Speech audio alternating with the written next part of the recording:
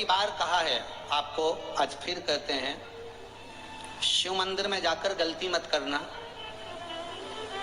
कोई भी सामग्री आप भगवान शंकर को अगर समर्पित कर रहे हैं, जैसे केला ले गए, पपीता ले गए, या कोई आप खाने का सामान ले गए, या आप कोई वस्तु या दिया बत्ती ले गए, कभी भी ध्यान रखना जलाधारी के ऊपर वो केला या फल या सेव फल या नारियल या जो भी सामान है वो जलाधारी पर कभी मत रखना।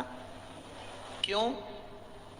जलाधारी पर अगर हम कोई फल वगैरह वस्तु रखते हैं तो हमारे ऊपर भार बनता है। भार मतलब जैसे कोई कार्य करने के लिए जा रहे हो और वो कार्य अटक जाएगा, वो होगा नहीं। मतलब समझ लेना कि तुमने जरूर जलाधारी पर कहीं केला रख दिया होगा, कोई फल रख दिया होगा, कोई सामान रख दिया होगा। जलाधारी पर केवल पूजन का सामग्री, आप स्नान करा रहे हो जलाधारी पर डालिए, आप कुंकु लगा रहे हो, चंदन लगा रहे हो, अबीर लगा रहे हो, गुलाल लगा रहे हो, आप जलाधारी पर लगाइए। फूल चढ़ा रहे हो, बेलपत्री चढ़ा रहे हो, आप जलाधारी पर लगाइए। बाकी माँ जगतजननी का जो स्थान है वहां चढ़ाओ। पर और एक बात और ध्यान रखना, जलाधारी पर भूल से भी कई माताएं दिया जलाकर रख देती है, समझ लेना वो अपने भाग्य पर अंधेरा करने के लिए उस दिए को लगा रही। बहुत बहुत गलत बात है। उसका वर्णन शिव महापुराण में बहुत, लिंग पुराण के अंतर्गत, नर्मदा पुराण के अंतर्गत और महाराज गर्ग संहिता के अंतर्गत बहुत सी चीजें ऐसी दी गई हैं जिसके स्कंद पुराण के अंतर्गत भी वर्णन आता है कि अगर नारी दिया लगाना है तो दूर रखे। वो जलाधारी जो है ना, जिसमें पानी बहता है, उसके ऊपर जला हुआ दिया मत रख देना। क्यों? कहते हैं उसके घर के बेटे बेटी बहू पोता पोती कभी भी उसे सुख प्रदान नहीं कर सकते। उसके घर में हमेशा क्लेश रहेगा, चिड़चिड़ प्रवृत्ति रहेगी, युद्ध लड़ाई झगड़ा ये सब पारिवारिक चलता रहेगा, या देवर जेठ जेठानी का भी झगड़ा चलता रहेगा, पर वो सुख का भान नहीं कर सकती। अगर दिया जलाधारी पर रख दिया तो वैसे तो आप सब समझदार हो, आप लोग तो ये गलती नहीं कर सकते होगे। वो तो हम सीवर वालों के लिए कह रहे हैं, हम तो ये गलती नहीं करो।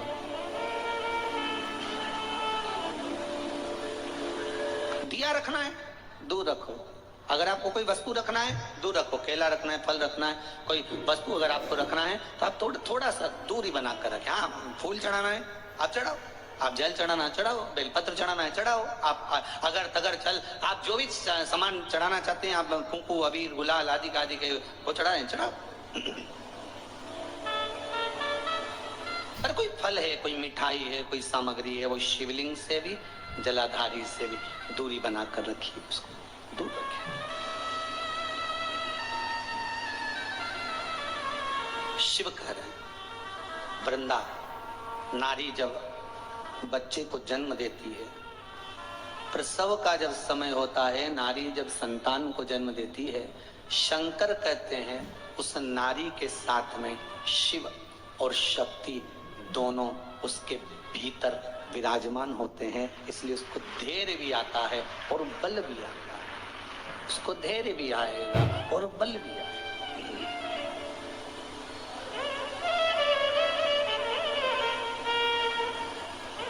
धैर्य और बल देने वाले मेरे शंकर हैं, धैर्य और बल प्रदान करने वाले शिव हैं।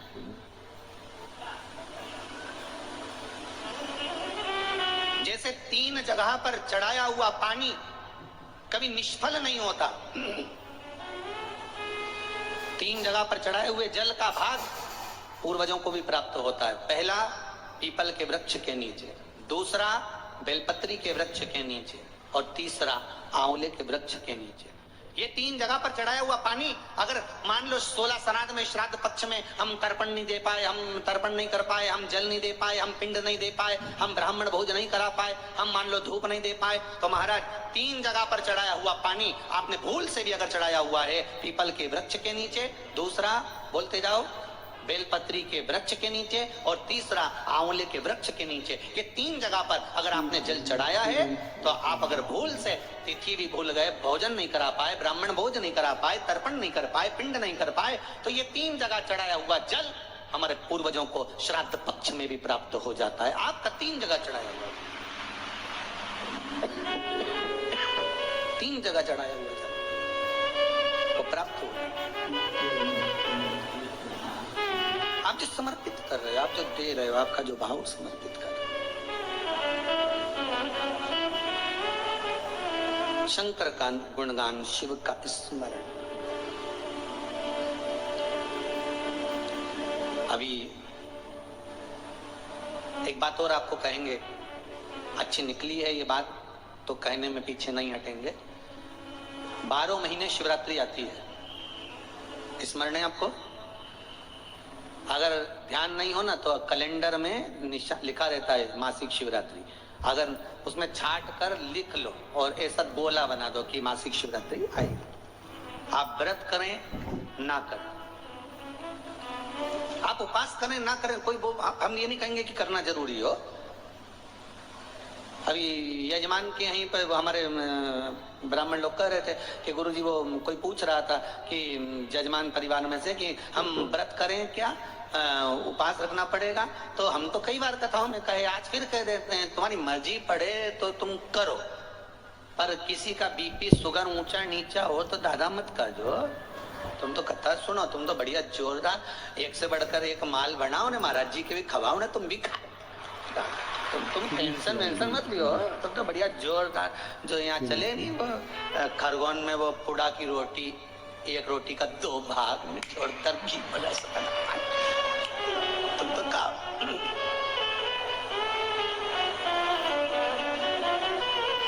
जो कंठालिया परिवार में कथा करी सो तो श्रीमद् भागवत का उसमें स्मरण रहा है। हो?